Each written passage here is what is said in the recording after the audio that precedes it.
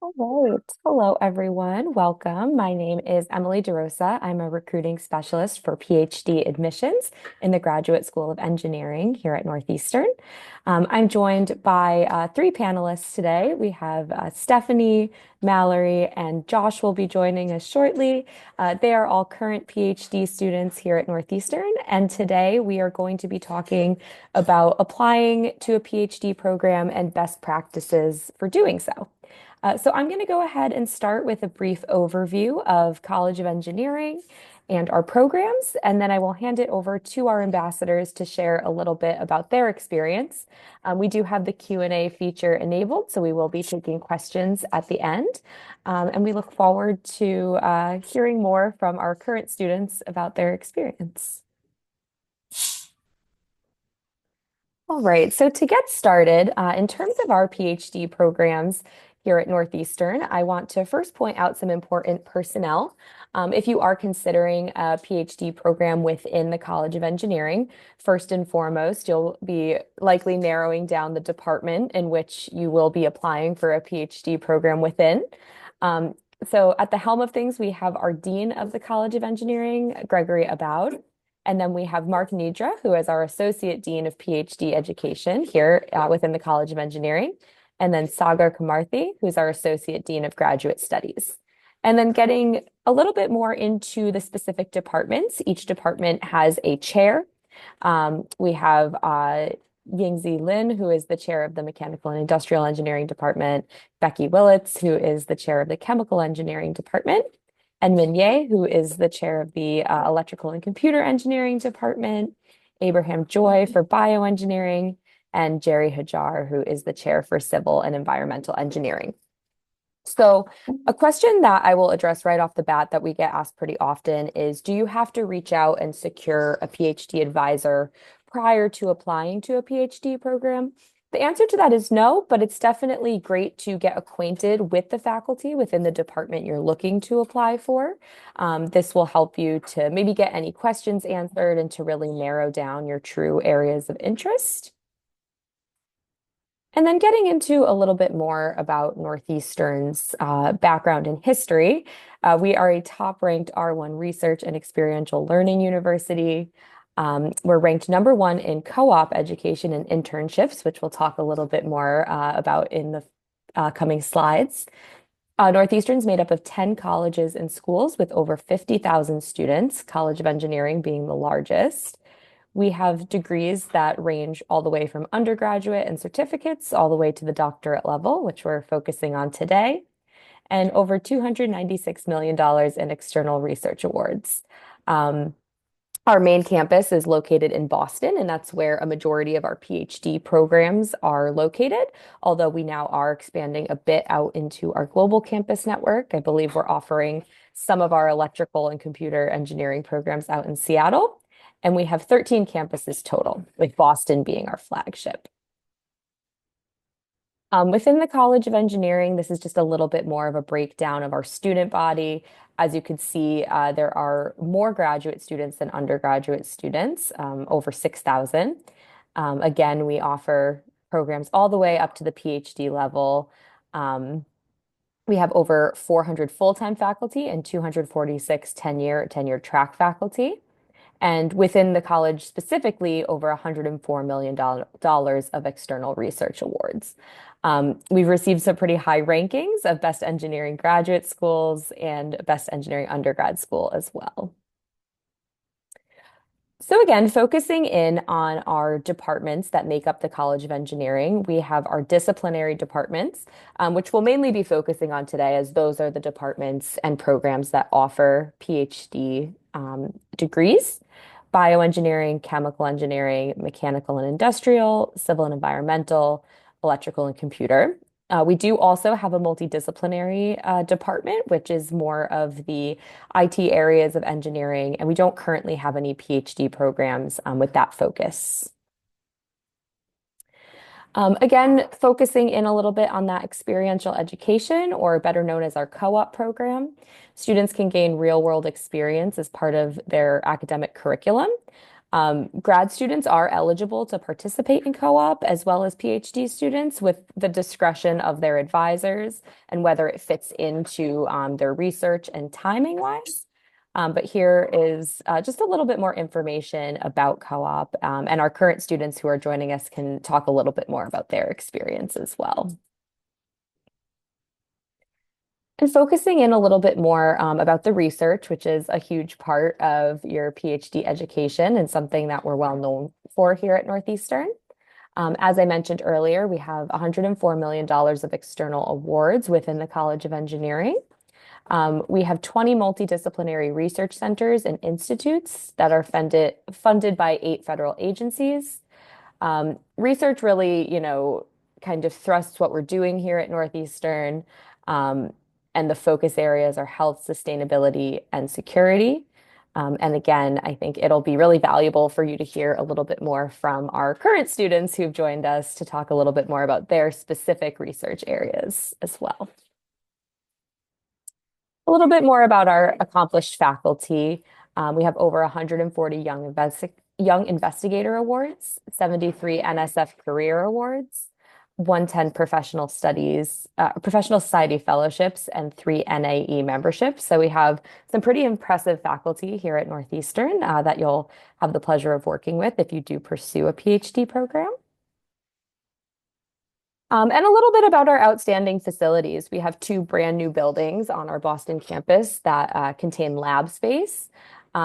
On the right is a photo of our ISEC building, and on the left, and then on the right is a photo of our EXP building, which is the newest building on our Boston campus, all filled with state-of-the-art facilities to, thrust your research forward and be at your disposal so that you can really focus in and enjoy the research that you're doing. I'll briefly just cover a little bit about our application process and cycle.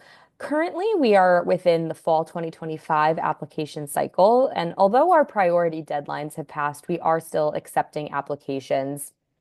Deadlines there will be June 1st for any international students currently residing outside the US, July 1st for international students currently residing inside the US and Canada, and then August 1st for domestic US and Canadian students. With PhD admissions, there is always just kind of the funding aspect that is up in the air. So at this point in time, there are faculty who are still recruiting students and do still have funding available. It's going to differ for each department and each specific faculty that you may be interested in working with or department you're interested in applying to. But at this time, you are still eligible and able to apply for fall 2025. If you're just kind of beginning the process and thinking far into the future, the deadlines will be similar for the fall 2026 application process. There are some departments who do accept PhDs for spring admission. However, some departments choose not to accept students during this time. I would reach out to myself in admissions or department specifically if that spring timeline is something you are interested in. But there's always the fall cycle, which is where we accept our majority of PhD students. And I'll briefly just go over our admissions requirements. They are pretty standard to any application that you may be filling out. There is a fee waiver code available here, and I will mention it before the session ends in the chat. Currently, PhD applications do have an application fee of $100. And with this code here, you'll be able to waive that fee. It must be entered prior to submitting your application. We do require 2 letters of recommendation, your unofficial transcripts, statement of purpose, and resume at the time that you'll submit your application. We currently don't require the GRE. If you do have GRE scores that you'd like to submit, you are more than welcome, but it is not a hard requirement at this time. And if you are an international student, we do require an English language proficiency test, such as the IELTS, TOEFL, or Duolingo. And with that, I will pass it on to our current students. I think they are our most wonderful resources as they've been through this process that you are about to go through or thinking about going through. So I'll start off by having our students introduce themselves, tell a little bit about themselves and their journey up to this point, coming to Northeastern. And then we'll go in and talk a little bit more specifically about the application process and how they navigated that. So I'll go ahead and hand it over to you, Mallory, to start. Thank you so much for joining today. Good morning, everyone. My name's Mallory. As the slide says, I'm a third year chemical engineering PhD student, but I was originally biomedical engineering at University of Mississippi, otherwise known as Ole Miss. So I think it's like a really good thing to point out that you don't have to have a background in the PhD program that you're applying into, just demonstrating that you have the skills to thrive in that new field. I'm currently in the dentist lab. My advisor is Allison Dennis, where our focus as a lab is in bioimaging and biosensing. I'm more on the bioimaging kind of biosensing like bridge of using both to do cancer imaging. In my free time, I do a lot of yoga, training to be an instructor. I really like embroidering clothes and all that good stuff. So you do have time for some hobbies in grad school, which is really good. And then previously I served as on our student council as the president, and I'm currently the student ambassador for both chemical engineering and pharmacy. My lab meeting's at 9:30, so I may have to hop off early, but if anyone has any questions, this is my email and feel free to reach out at any time.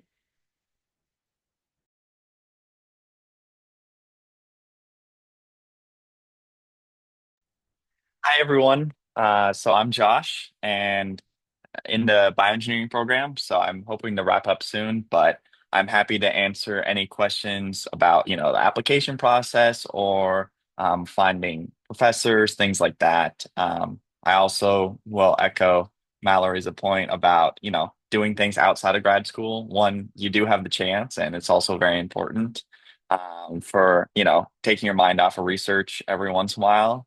But yeah, Boston's pretty great, but as well as the other regional campuses. So looking forward to answering more of your questions. Hi, my name is Stephanie. I'm also a third year PhD student. I'm in the bioengineering department, and I'm in Dr. Gulhal Dai's lab, and I do some tissue engineering with stem cells and vascular cell types. Um, I'm coming from a non-engineering background, which is an interesting point. I have a bachelor's in biochemistry, and I was a little nervous coming into an engineering program, but as Mallory said, like you take a risk and it pays off sometimes. So it's a very interdisciplinary field, and yeah, Northeastern is really open to non-engineering backgrounds. Um, and then yeah, hobbies apart from science, always good to have. Um, Josh and I sometimes go on runs together with other students in our department, so it's a fun time outside the lab as well. And feel free to reach me via email. Yeah, always happy to help. You, everyone. So we do have some time for Q&A. Um, Being that the focus of this webinar is the application process itself and best practices, there's definitely a lot that goes into preparing for the application process as well as executing, and likely students are applying to many schools at once. Um, so if you don't mind walking through just kind of your process when it came time for you to fill out your PhD applications, just kind of from start to finish, how you gathered your materials, any important points that you were sure to include on your application, and what you feel like most benefited you throughout the process. And we'll go ahead and start with Mallory since you have to jump off soon. Sure. Little blast from the past, thinking back that far. Um, the biggest thing that like kind of jump started my like getting ready process, I guess, is I knew I wanted to live in Boston. So looking into honestly, I looked mostly at bioengineering and biomedical engineering programs. The only reason I applied to the Chemie program is because I was at AICHE, the AICHE conference, and our department, the Chemie department chair was my poster judge, and she gave me an application fee waiver. So that's like the whole reason I'm in Chemie at all. Um, so I looked at BU, Harvard, MIT, Northeastern, I think like UMass Boston, a couple outside of Boston as well, kind of for kicks. And the big thing I was looking for was that there are going to be universities where there are at least three professors that I could see myself enjoying their research. And that would kind of be the threshold of whether or not I applied. And I would say attend as many sessions like this as you can at multiple schools, because that's how you rack up a bunch of application fee waivers, because it can get really expensive. And then it was still like kind of COVID-y, so I had some like visit weekends online. And then Northeastern was in person that year, which made, I think, a really big impact on really liking the school here. And so from there, I kind of just looked into programs where I really enjoyed not just the faculty, but also the students, and then as well as who would my potential cohort members be, because this is going to be your life for about 5 years. So it's really important, I think, to enjoy the people that are around you, not just the research. Valerie, we could pass it to Stephanie and then Josh. Sure. So, coming from biochemistry, I was applying to mostly like just biomedical science programs, and I was doing research in a lab at the time that kind of had a bioengineering focus, and I found Northeastern's program sort of on a whim, and I realized that they were accepting non-engineering backgrounds, and I applied. I applied pretty late, actually, after the like suggested deadline. And I reached out to some professors that I was interested in working with, and a few responded, and I was able to visit the campus and meet with them, which was really good and helped to answer a lot of my questions. I also met with students in the lab. Um, and then I had to make a really hard decision between staying in New York, a city that I knew that I had been living there for a while, and moving to Boston that I had no idea what was going on here, and um, I didn't know anyone.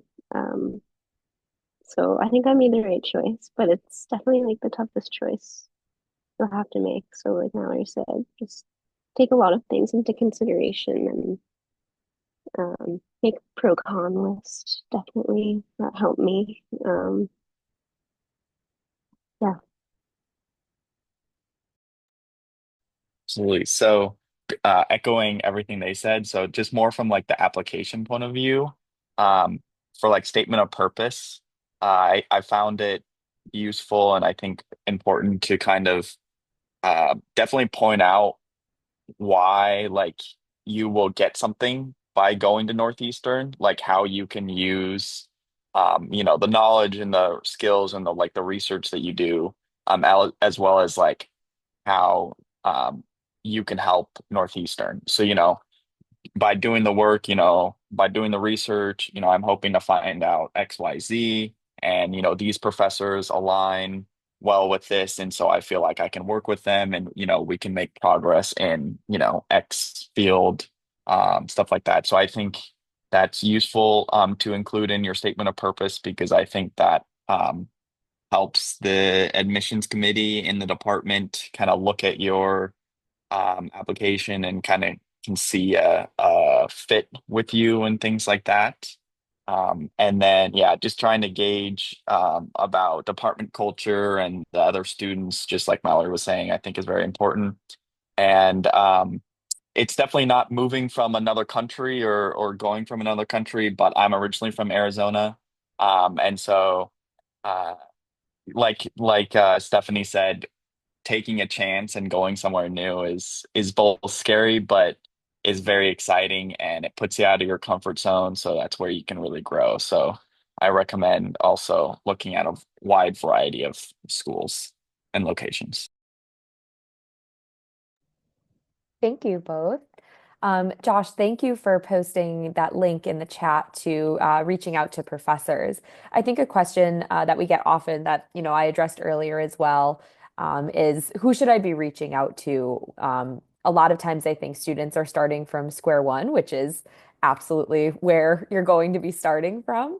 Um, I know at Northeastern, to apply into a PhD program, you don't necessarily have to have a master's degree. You can apply directly from undergrad. However, a lot of students do apply after completing a master's program. So the question that I want to address that we do get asked often is for students who maybe don't know where to begin, and kind of have a general interest area of what they think they want to pursue. What would be your best advice on, where to begin and what resources to utilize off the bat? And we could start with Josh and then pass it to Yeah. Stephanie. But yeah, echoing what I just said too. So like I didn't have a master's coming in at all, and so you can definitely apply just coming from straight from undergrad. But how I started looking is just going on the websites, so like the general websites of universities and their departments. So like we'll talk about the faculty emails and the faculty directory, especially because we posted it. But really before that, I was just looking at what was generally happening in the department and kind of what they were offering in terms of like courses and just research going on even before I knew what particular professors were doing the research. And so once I got a sense of like, oh, this stuff is exciting or this stuff is, of course, interesting to me, things like that, then I started to look at like specific professors and things like that. And they all should have lab websites in addition to like just their faculty profile. And most um, professors actually will, I think, have their lab websites on their faculty page too. And if they don't, you usually by like searching, professor name, lab, Northeastern, their lab website will come up like from Google. Um, but yeah, just kind of looking around at the general websites and then the specific websites for the professors you're interested in the labs. Yeah, I did a lot of the same things. I guess in general, when you're looking to find what programs to apply to, like Josh said, go on the school's website and go to the department that you're interested in and look at like, the course requirements.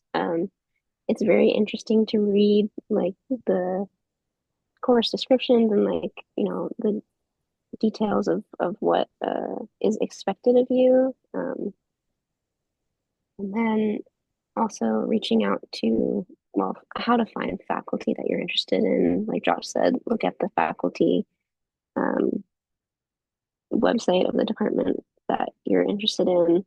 Sometimes actually on Northeastern's website, it's pretty good.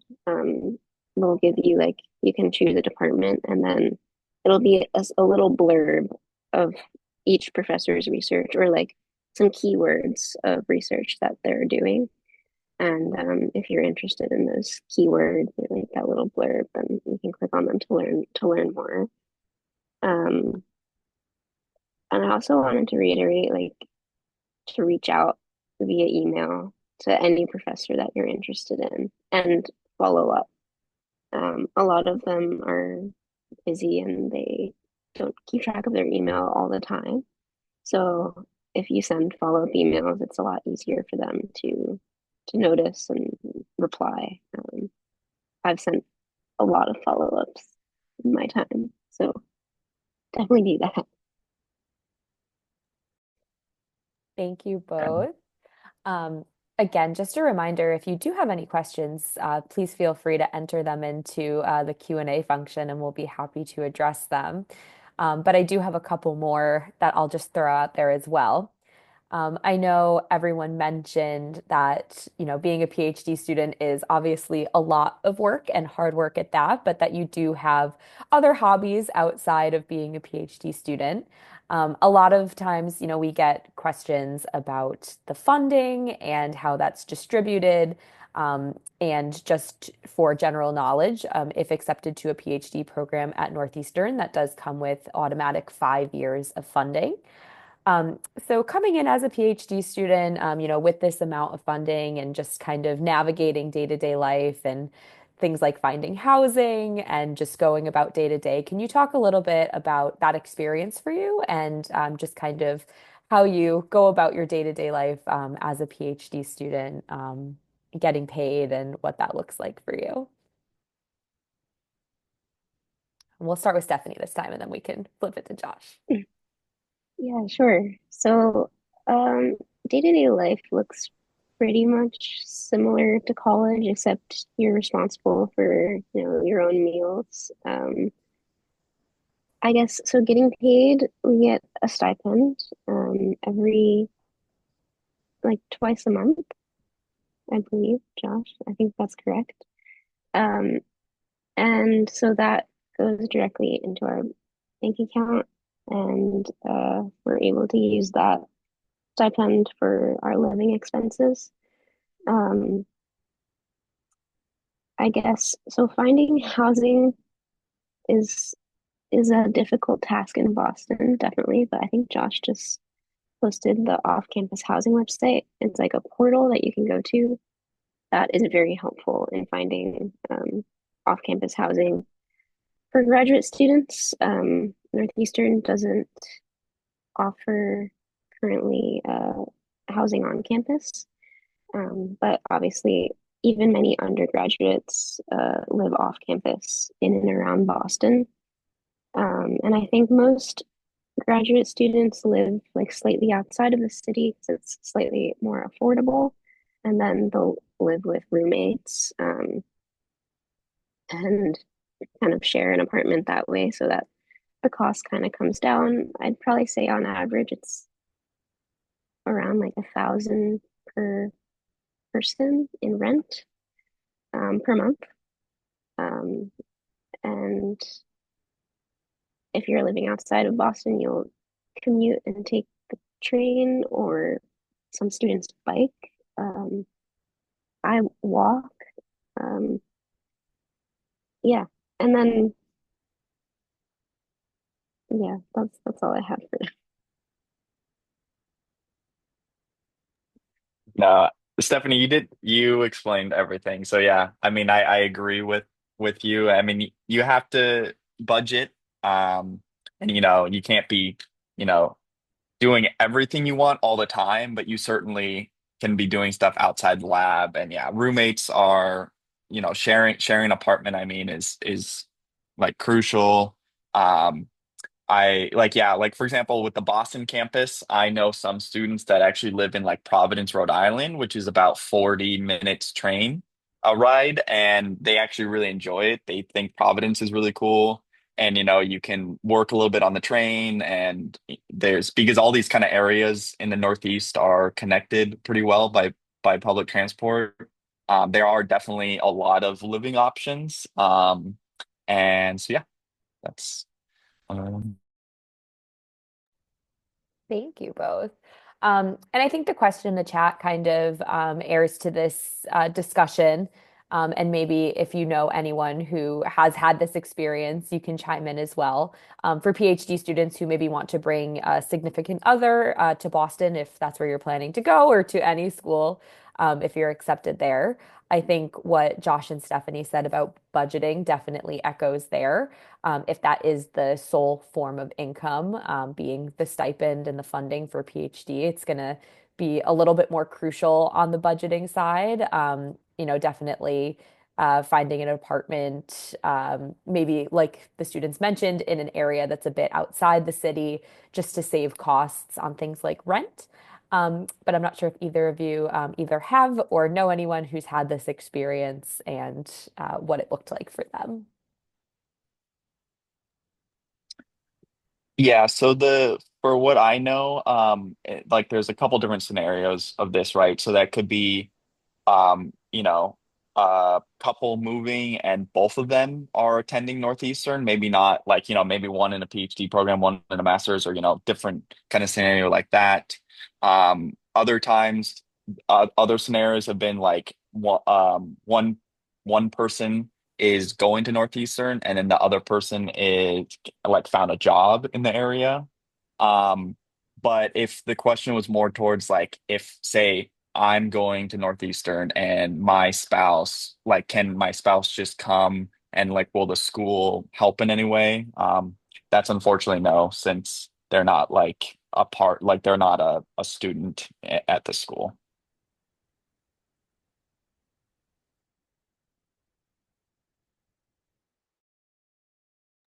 Thank you.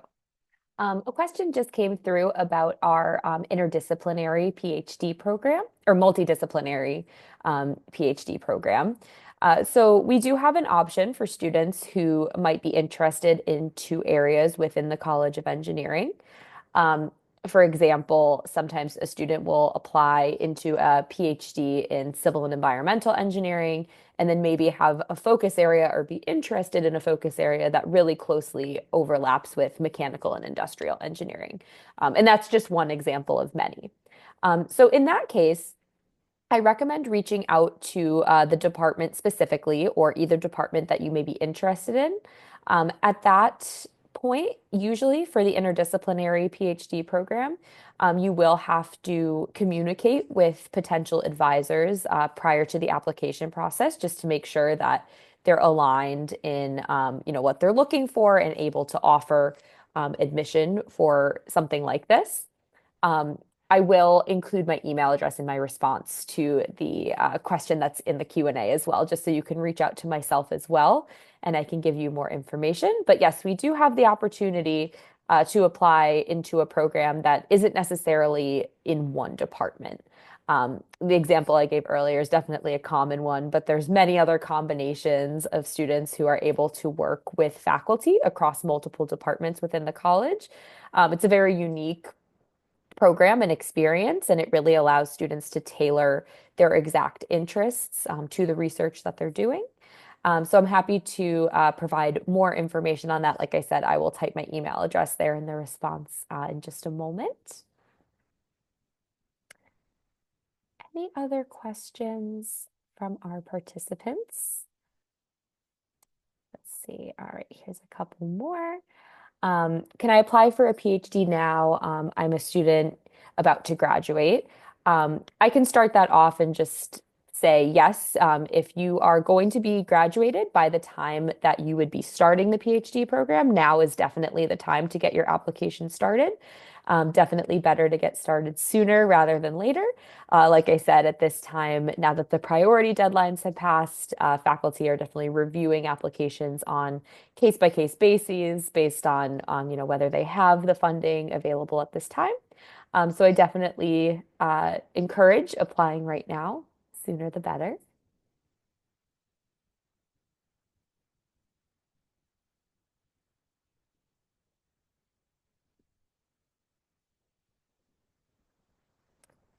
All right, the question that came through about CGPA requirements. I'm assuming you just mean like general GPA from your previous programs. Typically, I know faculty are looking within the 3.0 range. 3.0 or above is definitely preferred as far as the GPA range goes. Um, However, that's not a hard cutoff. If you meet the requirements otherwise and you have everything else checked off your list, I definitely recommend going ahead and applying.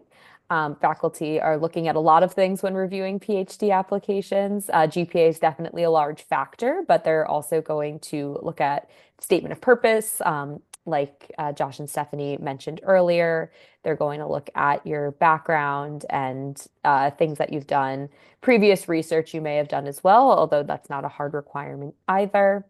Um, so I definitely recommend that 3.0 range, but like I said, we don't have any hard cutoffs as far as that's concerned.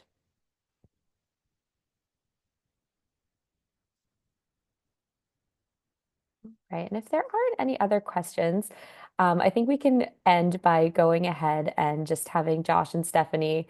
If there's one piece of advice that you could offer to students who are either going through this process right now or getting ready to begin this process, what would that be? Yeah, so one piece of advice would be just, try to gather as much information as possible. You always won't get a complete picture just because there's, a lot of moving parts, but just do your best and that's okay. And then just trust your gut. So if you're thinking about like a location or a school and, after you're considering everything, you just feel like you can really fit in or like it would be a good, um, scenario for you. And just again, go with your gut because usually your gut is right about things. And so if you just have a feeling about a particular place and like that, then just go with it. That's a good thing to follow.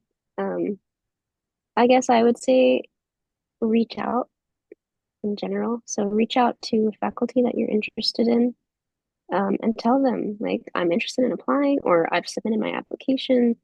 I'm interested in your research. Is there a time that we could talk or meet? Like, I'd like to visit campus, things like that. Just ask questions, reach out. Another thing that I did when making my decision that I thought was very helpful was I reached out to my prior mentors. So, like my mentors from undergrad, from other labs that I had worked in, and I asked them their opinion on my decision. Like, I was deciding between two schools and I wanted to know what they thought. And I gave them all of the info that I was deciding between, and they kind of gave me some really great advice. So I guess my advice is to reach out to anyone and everyone that you're interested in or that you think could help you in this process. Awesome. Thank you so much, Stephanie, and thank you so much, Josh. Thank you to Mallory as well, who had to jump off for her meeting. I hope this webinar was informative in terms of getting ready to apply for a PhD program, and hopefully you enjoyed learning a little bit more about Northeastern as well. This is a great slide here to take a picture of or copy down. Stay in touch. I know we talked a lot about reaching out to faculty, but admissions is a great place to start. Definitely reach out to us in admissions. And even if you do have a more specific question, we're definitely able to gear you more in the right direction to faculty if that's the case. But as far as application process goes and just getting ready to start this, we're more than happy to help you in admissions. That email is going to be coe-gradadmissions@northeastern.edu. And I've also included here the general email address for our COE ambassadors. Both Josh, Stephanie, and Mallory as well are student ambassadors, specifically for the PhD programs that they're in. But if you email the general email here, we'll get you connected with someone who can assist with your questions and get those answered for you. Again, it doesn't hurt to reach out to faculty and it's definitely encouraged. But to get started, and even if you need a push in the right direction, feel free to reach out to us in admissions or our ambassadors. We do also have some really helpful FAQ on our website. Hopefully all your questions were able to get answered here today. If anything comes up afterwards, please don't hesitate to reach out and take a look at our website there for our FAQ. Um, we hope that you enjoyed this webinar and we wish you luck in your application process in the future. And we look forward to staying in touch. So thank you again, Stephanie and Josh, for joining today. Thank you to all of our attendees. And we hope to be in touch in the near future. Thanks, everyone.